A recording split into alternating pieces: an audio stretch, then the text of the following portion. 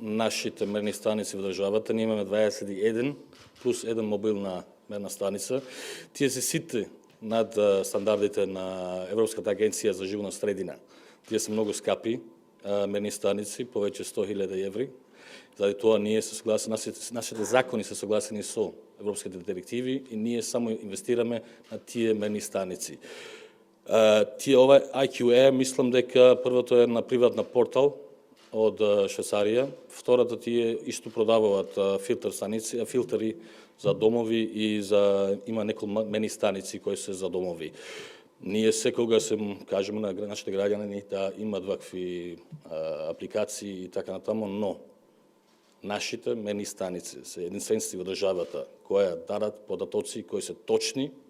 Сите сега функционира во државата. Во минатата година сме инвестирале и во една нова мерна станица. Сите тие инструменти внатре тие мерни станици сега функционираат од државниот буџет и од финансиска поддршка од швеđанската држава, извините. Тоа значи да ви молам да употребите. Ние имаме една веб страна, се вели air.moepp.gov.mk и да употребите тие податоци или во Мој воздух тие точно покажуваат кои се државни мерни станици.